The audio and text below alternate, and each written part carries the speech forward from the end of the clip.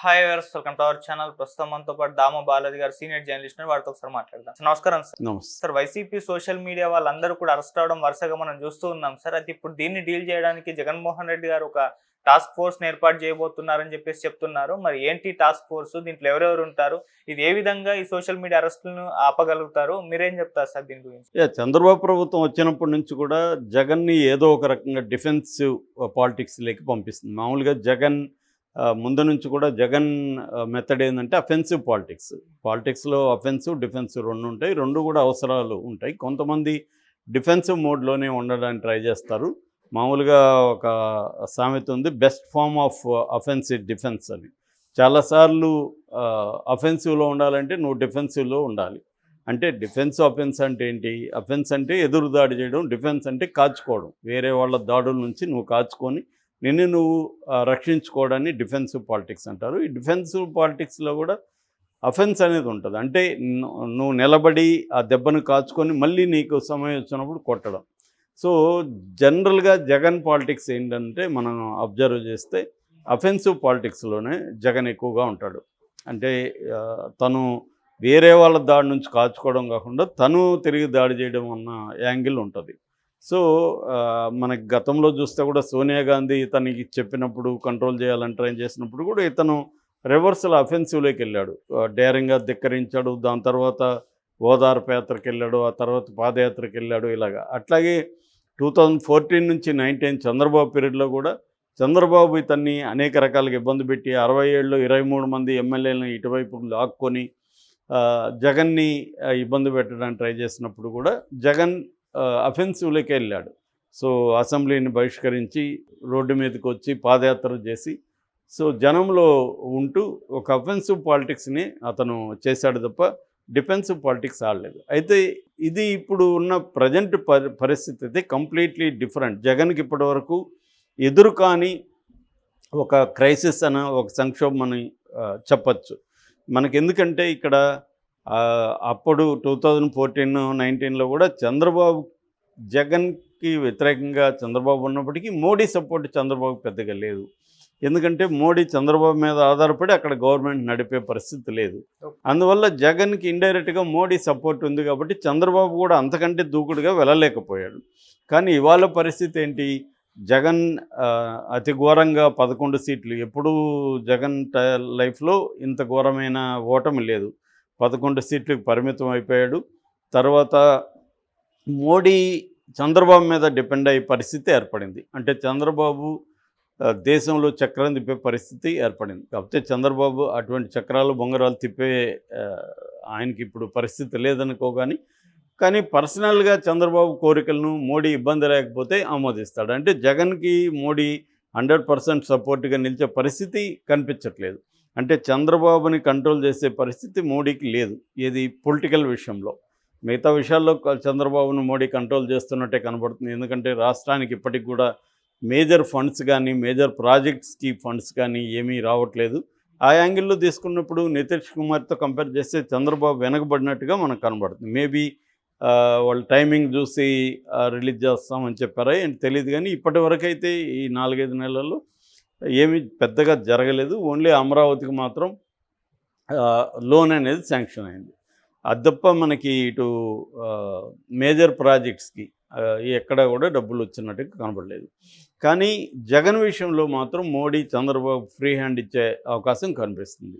ఇక్కడ 2 విషయాలు ఉన్నాయి. ఒకటి, రాష్ట్రంలో చంద్రబాబు జగన్ని ఇబ్బంది పెట్టడానికి తీసుకునే చర్యలకి వెనక మోడీ ఆమోదం కానీ, మోడీ వ్యతిరేకత లేకపోవడం కానీ కనిపిస్తుంది.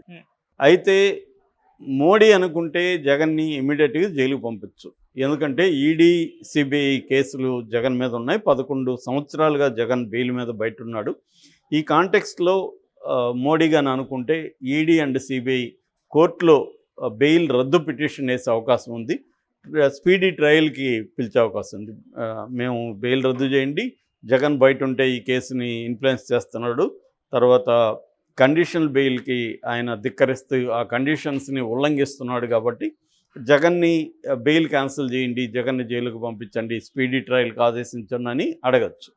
సుప్రీంకోర్టు కూడా అనేక సార్లు ప్రజాప్రతినిధుల మీద ఉన్న కేసుల్ని స్పీడ్గా విచారించాలని సుప్రీంకోర్టు కూడా చెప్పింది కాబట్టి జగన్ విషయంలో కూడా అది ముందుకెళ్ళచ్చు. ఆల్రెడీ రఘురామకృష్ణరాజు చేసిన 2 పిటిషన్లు, ఒకటేమో బెయిల్ రద్దు పిటిషను, రెండోదేమో ఇక్కడ నుంచి తెలంగాణ నుంచి కోర్టుని, హైకోర్టులో ఉన్న కేసుని ఇతర రాష్ట్రాలకు మార్చడం అనే 2 పిటిషన్లు ఉన్నాయి. ఈ రెండిట్లో ఇతర రాష్ట్రాలకు మార్చే పరిస్థితి ఉండకపోవచ్చు. ఎందుకంటే రేవంత్ రెడ్డికి సంబంధించిన 50 ఓటుకు నోటు కేసు 50 లక్షలు ఆయన ఇచ్చిన దానికి సంబంధించిన కేసును కూడా సుప్రీంకోర్టు మార్చాల్సిన అవసరం లేదని చెప్పింది ఇటీవలే. కాబట్టి జగన్ది కూడా మార్చకపోవచ్చు. కానీ బెయిల్ రద్దుకు సంబంధించి కానీ ఈయన వేసిన రఘురామకృష్ణరావు వేసిన పిటిషన్ని సపోర్ట్ చేస్తూ సిబిఐ అండ్ ఈడీ కూడా మేము కూడా బెయిల్ రద్దు చేయాలని కోరుకుంటున్నాము ఈయన వేస్తే మాత్రం అది కొంత ఇబ్బందికరంగా మారే పరిస్థితి ఉంది. మరి వాళ్ళిద్దరు ఆ 2 ఏజెన్సీలు వేస్తారా లేదనేది మోడీ డిసిషన్ మీద డిపెండ్ అయి ఉంటుంది. మోడీ జగన్ని జైలుకు పంపించాలనుకుంటే అది చేస్తాడు. సో అది చంద్రబాబు కోసం మోడీ చేస్తాడా లేదనేది చూడాలి. ఇక రెండవ పరిస్థితి ఏంటంటే రాష్ట్రంలో చంద్రబాబు జగన్ని అన్ని వైపుల నుంచి కమ్ముకుంటున్నట్టు కనబడుతుంది. అంటే జగన్ అండ్ బ్యాచ్ మీద కేసులు పెట్టడం, జగన్ సోషల్ మీడియా, ఎందుకంటే ఇటు తెలుగుదేశం వైసీపీని కంపేర్ చేస్తే తెలుగుదేశానికి మెయిన్ స్ట్రీమ్ అండ బలంగా ఉంటుంది. ఆంధ్రజ్యోతి ఉంది, ఈనాడు ఉంది, ఏబిఎన్ ఛానల్ ఉంది, టీవీ ఉంది, ఛానల్ ఉంది, ఇంకా అనేక ఈవెన్ యూట్యూబ్ దీంట్లో కూడా ప్రధానమైన మెయిన్ స్ట్రీమ్ ఛానళ్ళు చంద్రబాబు వైపే ఉన్నాయి. సో చంద్రబాబుకి మేజర్ మీడియా సపోర్ట్ ఉంది, సోషల్ మీడియా కూడా స్ట్రాంగ్గా ఉంది. వేల మంది చంద్రబాబు ముఖ్యంగా లోకేష్ ఆధ్వర్యంలో వేల మంది సోషల్ మీడియా సైనికులు పనిచేస్తున్నారు. జగన్కి మెయిన్ స్ట్రీమ్ మీడియా తక్కువ ఉంది, ఒక సాక్షి ఉంది తప్ప మిగతా వేవి కూడా జగన్ వైపు గట్టిగా నిలబడే అవకాశం లేదు. ఒక టీవీ కొద్దిగా ఉంటాయి తప్ప అది గట్టిగా ఒక ఒక ఫైవ్ లాగా లేవు జగన్కి. కాబట్టి జగన్ ఏం చేశాడు, సోషల్ మీడియాని బాగా ఎస్టాబ్లిష్ చేసుకొని సోషల్ మీడియా మీద డిపెండ్ అయ్యాడు. ఐపాక్ టీమ్ ఆధ్వర్యంలో సోషల్ మీడియా స్ట్రాంగ్గా పనిచేసింది. సో ఇప్పుడేమైంది, ఆ సోషల్ మీడియాని దెబ్బతీస్తే జగన్ వీక్ అవుతాడు, నెక్స్ట్ మన మీద పోరాడకుండా జగన్ వీక్ చేయాలి అనేది ఇప్పుడు చంద్రబాబు స్ట్రాటజీ. ఎవరైనా ఏమనుకుంటారు, ప్రత్యర్థి బలాల్ని అంచనా వేసి ప్రత్యర్థి బలాల్ని దెబ్బకొట్టాలి, ప్రత్యర్థి బలాల్ని దెబ్బతీయాలి, మన బలాల్ని పెంచుకోవాలి. యుద్ధ వ్యూహంలో ఎక్కడైనా ఇదే ఉంటుంది, రాజకీయాల్లో కూడా యుద్ధం లాంటిది. కాబట్టి ప్రత్యర్థి అంటే జగన్కున్న బలాలు ఏవి ఉన్నాయో వాటిని దెబ్బతీయాలి. జగన్కి ఏవే బలాలు ఉన్నాయి, ఆర్థిక బలం ఉంటే ఆర్థిక బలాన్ని ఎవరైతే ఫండర్స్ ఉంటారో వాళ్ళని అటాక్ చేయడం, వాళ్ళని దెబ్బకొట్టడం, ఫండ్స్ జగన్కి రానియకుండా చూసుకోవడం. 2 మీడియాని దెబ్బకొట్టడం. ఆల్రెడీ సాక్షి మీద కేసులు పెట్టారు, సోషల్ మీడియాకి సంబంధించి దాదాపు 500 మంది మీద కేసులు పెట్టే ప్లాన్ వేశారు. ఆల్రెడీ 50 మందిని అరెస్ట్ చేశారు. ఇంకా పెద్ద స్థాయిలో కూడా సోషల్ మీడియాకి సంబంధించిన వాళ్ళని అరెస్టులు చేస్తున్నారు. ఎమ్మెల్యేల మీద, ఎంపీల మీద, గతంలో మంత్రులుగా పనిచేసిన వాళ్ళ మీద, వాళ్ళ పిల్లల మీద, అందరి మీద కేసులు పెట్టడం అంటే డిఫెన్స్లోకి నెట్టేయడం. ఇప్పుడు జగన్ పరిస్థితి ఏంది, దీన్ని ఎదుర్కోవడానికి జగన్ ఇప్పుడు రంగంలో దిగాడని చెప్తున్నారు. 13 జిల్లాలు, ఉమ్మడి జిల్లాలకు సంబంధించి 13 జిల్లాల్లో కూడా ఎవరి జిల్లాలో ఒక టాస్క్ ఫోర్స్ కమిటీని ఏర్పాటు చేశాడు. దీనికి రాష్ట్ర టాస్క్ ఫోర్స్తో అనుసంధానం ఉంటుంది. ఈ టాస్క్ ఫోర్స్ పని ఏంటంటే ఆయా జిల్లాల్లో ఏమన్నా సోషల్ మీడియా కార్యకర్తల్ని, నాయకులను అరెస్ట్ చేస్తే వీళ్ళు ఇమీడియట్గా రంగంలోకి దిగి వాళ్ళకి లీగల్ హెల్ప్ చేస్తారు, వాళ్ళకి మోరల్ సపోర్ట్ ఇస్తారు, వాళ్ళకి ఆర్థిక సహాయం చేస్తారు, వాళ్ళ ఫ్యామిలీకి అండగా నిలబడతారు, జైల్లో వాళ్ళకి కొద్దిగా మెరుగైన సౌకర్యాలు ఉండడానికి జైల్లో హెల్ప్ చేస్తారు, వాళ్ళకి త్వరగా బెయిల్ రావడానికి ట్రై చేస్తారు.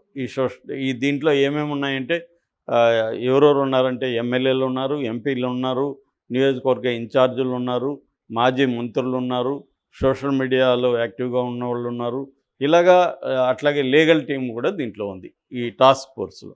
ఇది ఇప్పుడు జగన్ కొత్త ఎత్తుగడ దీన్ని ఎదుర్కోవడానికి. అంటే చంద్రబాబు కొట్టే దెబ్బల్ని కాచుకోవడానికి జగన్ ఇన్ ఆపోజిట్గా తన ఒక నిర్మాణాలని ఫామ్ చేసి తను ఫైట్ చేయాలి అని డిసైడ్ అయినట్టుగా అర్థమవుతుంది.